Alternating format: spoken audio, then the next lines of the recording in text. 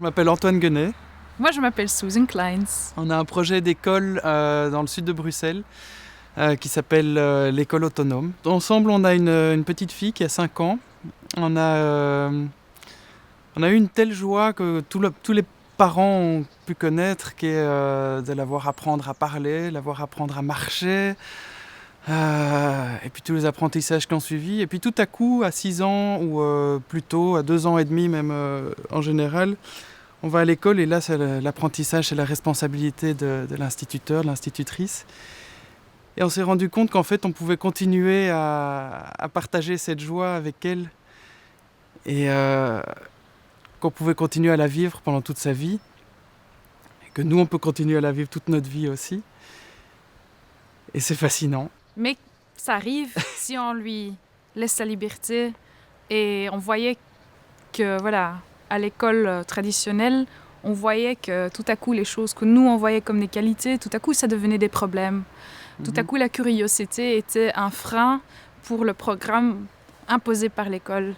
Et on a de la joie de savoir qu'il y a une autre façon de le faire. Et c'est pour ça qu'on a décidé de le faire.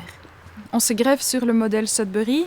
C'est un modèle qui existe depuis déjà presque 50 ans, qui est basé sur un autre modèle qui existe déjà depuis presque 100 ans. Et en gros, ça permet d'avoir une structure, de donner une structure à ces modes d'apprentissage et à cette joie dont on parlait, à cette autonomie, et de permettre à l'individu de fonctionner autant de manière autonome que dans une société, dans une communauté.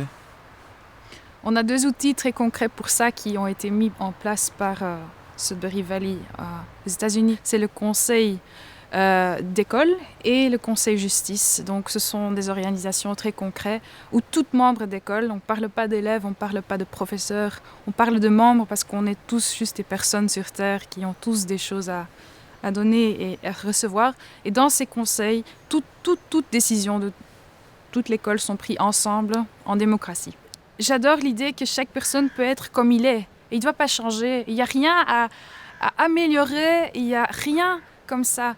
Et je pense que l'espace qu'on va lui donner va dire oui, j'ai ma place dans ce monde et moi, je peux créer ma propre chemin. Et tous les chemins sont ouverts. Maintenant, c'est vrai, c'est pas seulement la liberté, c'est aussi cette responsabilité qu'on donne. Et ça va pas toujours être facile. Et la vie n'est pas toujours facile. Mais je pense que si on peut confronter l'enfant dès le départ, que c'est comme ça la vie. On fait pas une ligne imaginaire avec l'école et la vie. C'est la même chose. Mais ici, on est en sécurité. On est tous dans le respect de l'enfant, dans l'égalité. Et je pense que ça va vraiment faire sortir les vrais besoins de l'enfant, pas des besoins manipulés, pas des besoins, pas des envies qu'on aurait envie qu'eux ils ont, mais leurs vraies envies, leurs vraies passions.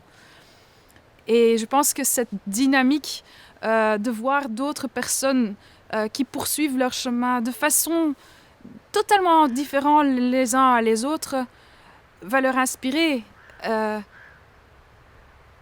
façon totalement inattendue. Et ça me passionne, que chaque jour que je vais être là avec les enfants, que je vais passer une journée exceptionnelle. Et je pense que sur chaque journée que je passerai sur cette école, je pourrai faire un film, je pourrai écrire un livre. Ça, c'est la vraie vie pour moi.